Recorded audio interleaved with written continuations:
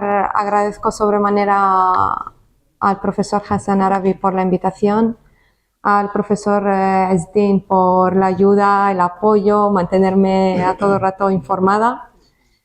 Y es un placer, como he dicho por la mañana, después de 10 años volver a casa. Da gusto estar en casa.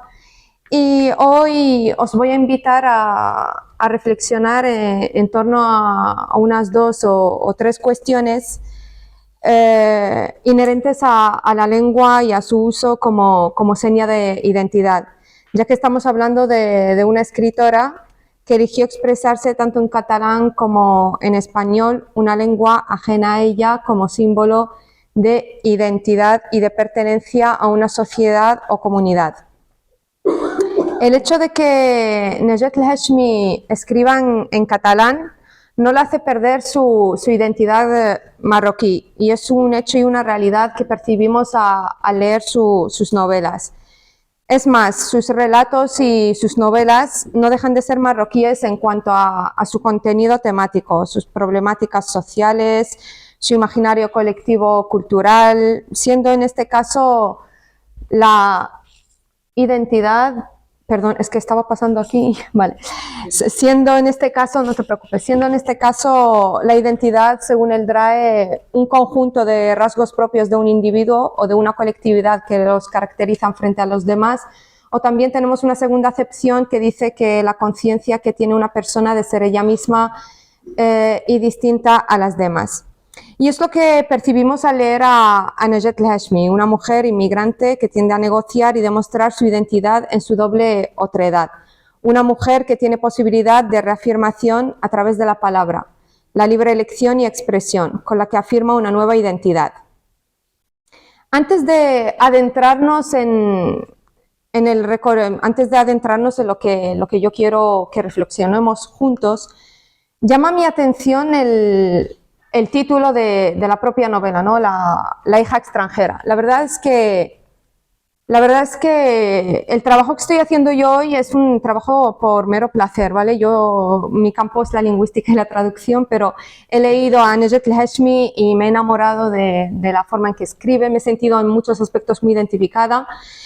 Y sobre todo con la hija extranjera, porque además de estar escrita en catalán, ella introduce términos en rifeño, ¿no? Y yo como traductora pues me fijo y digo, este término es que yo no lo sé decir tampoco en español, y estoy buscando equivalentes y no los encuentro. Entonces es una muestra de identidad cuando ella intenta usar términos en rifeño.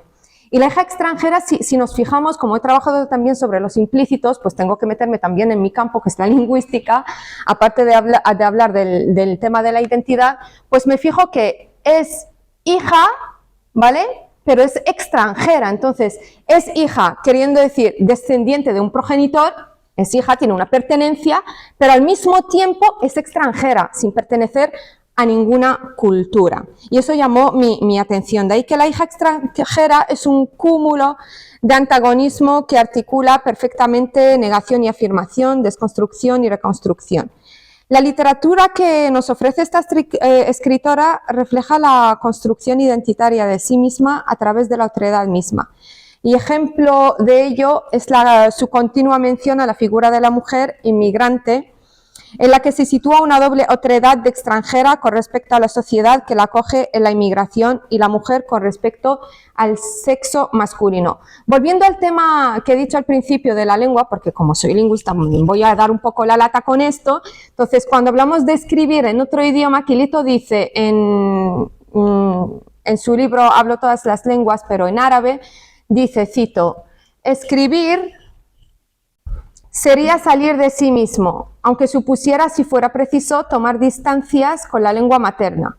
Podría darse el caso de que un escritor eligiera, si tuviera la oportunidad de hacerlo, la lengua ajena, la extranjera, para acercarse a su propia esencia.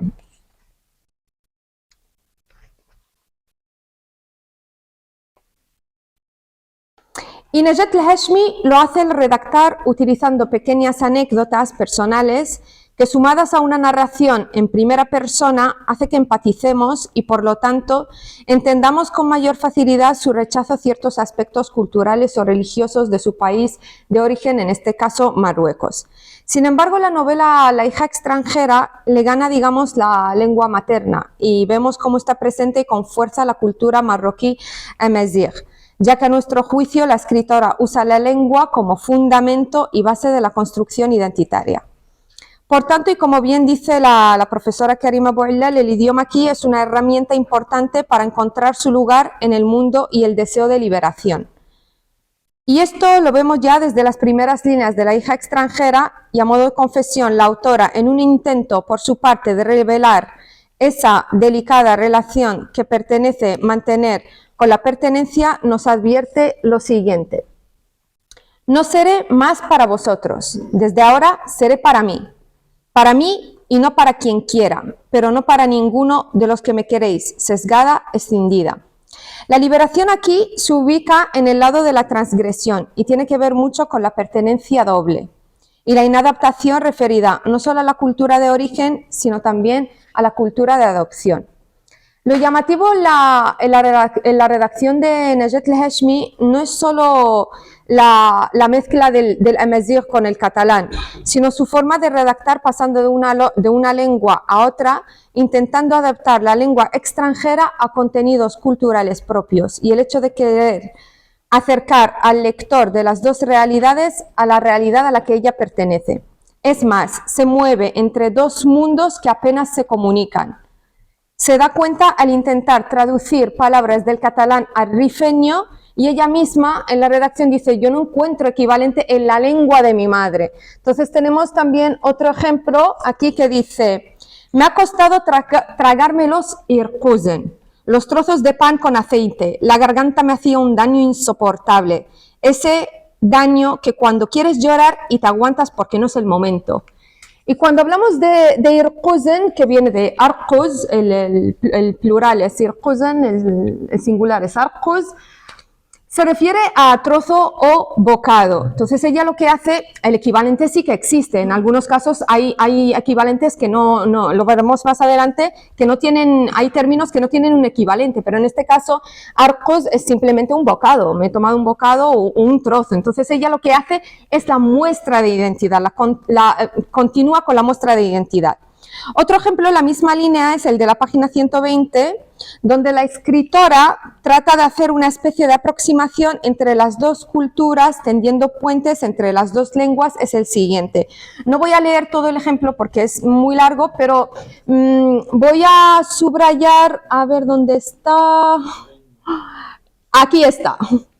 Min hamishden. A diferencia del término anterior, irkuzen he dicho que es arcoz o trozo o bocado. En cambio, min hamishden, yo la verdad es que me he bloqueado con esta expresión porque es muy expresiva en lengua bereber, en lengua rifeña, pero cuando lo he intentado traducir al español es que no tiene un equivalente como tal. Podríamos decir, pues, ¿por qué te has metido en estos fregados? Sería de otra forma, no tendría un equivalente como tal. Entonces yo pensando un poco he dicho, pues a lo mejor significa, pues dependiendo del contexto en el cual esté situada esta frase, pues podríamos decir no te renta, para qué te has metido en ello, quién te ha obligado, etcétera. Entonces tenemos diferentes interpretaciones.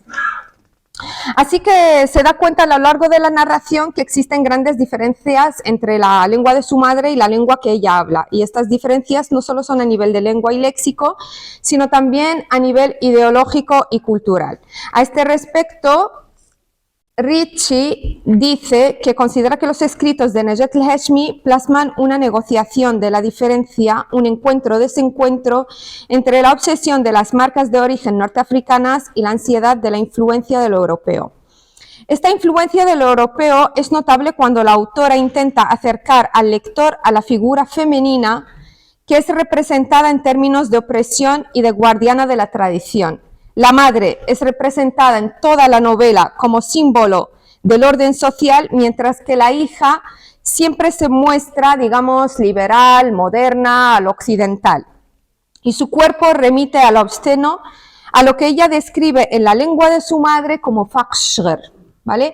Incluso el término fakshgr llamó mi atención porque yo hablo un rifeño un poco mezclado, ¿no? Entre el rifeño de Nador y el rifeño del Husima. Algunos ya saben por qué, porque mi marido es del Husima, entonces estoy obligada a mezclar los dos dialectos. Entonces yo cuando digo en Nador fakshgr, alude ese ejemplo de lo negativo, ¿no? Es decir, una chica que no está bien, una puta, y con perdón de la palabra.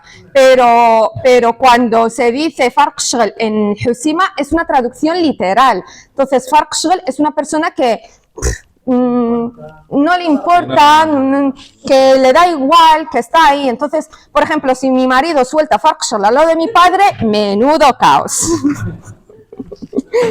Y continuamos. Otro ejemplo es este que dice: ya hace años que las cejas son para mí una preocupación importante. Aquí depilárselas se considera un acto prohibido, haram.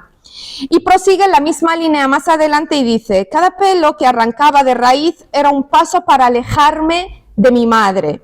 Traicionar a su madre era una de las vías que la llevaban a la liberación, a lo que he dicho antes, ser occidental, ser moderna, ser ella misma. Entonces, a encontrar su propia identidad, ya que notamos desde el inicio de la lectura un serio conflicto de identidad. Decidir ser lo que ella quiere ser libre, quiere salir, ir de fiesta, tomar unas copas, o ser como su madre quiere que ella sea, que de hecho su madre quiere que se case con su primo, ¿vale? Entonces dice: al mirarme al espejo me veo lejos de aquí, yo sigo siendo la misma y por eso no me adapto, no me integro en la vida cotidiana del lugar por mucha candura y muchos pañuelos que me ponga. Es decir, ella se pone la candura porque se lo obliga a su madre, pero es que no se siente identificada, es que no, porque no le gusta y punto, no se siente identificada. Entonces, este perfil de fémina rifeña que tiene que casarse con su primo, un matrimonio arreglado por su madre y por consiguiente continuar con el modelo y las reglas que le impone una tradición cultural rifeña para las mujeres casadas, función reproductora y cuidadora del hogar y la estabilidad y continuidad familiar, es para ello demasiado renunciar a toda la libertad de la que había gozado siendo soltera. Hecho que salta a la vista en el siguiente ejemplo, donde dice: mientras camino por la calle me siento una extraña de mí misma. Quería esconderme, incluso puede que esté arrimándome a los edificios más de lo que acostumbro. Miro al suelo y me acuso de ser como mi madre. Es decir, ella no quiere ser como su madre, está intentando ser, pero es que no puede serlo.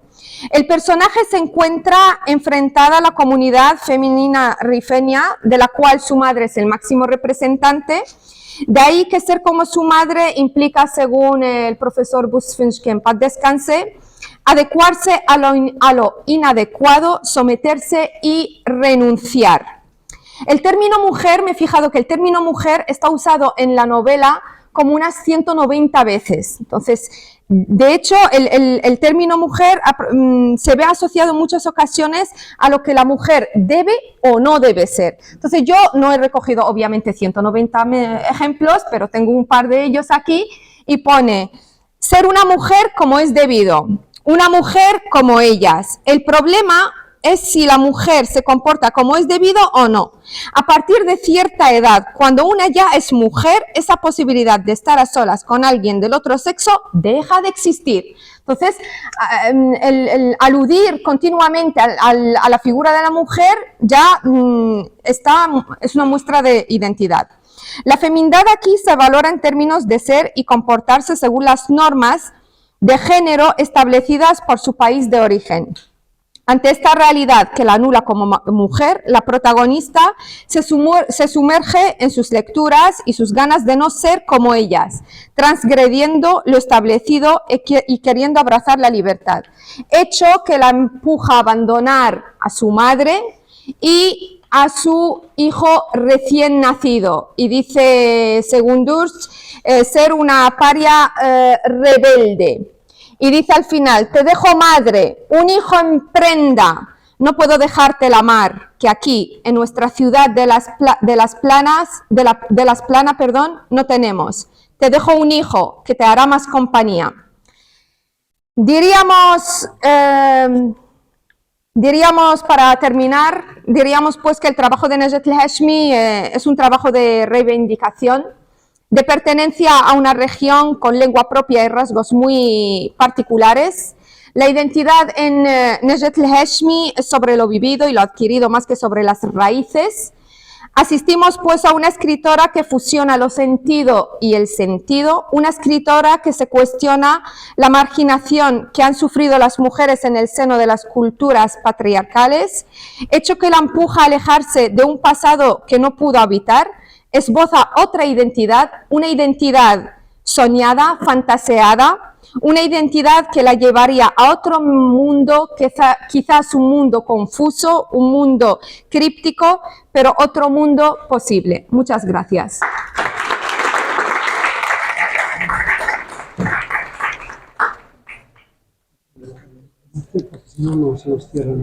Vale, perfecto. Bien, pues ya todas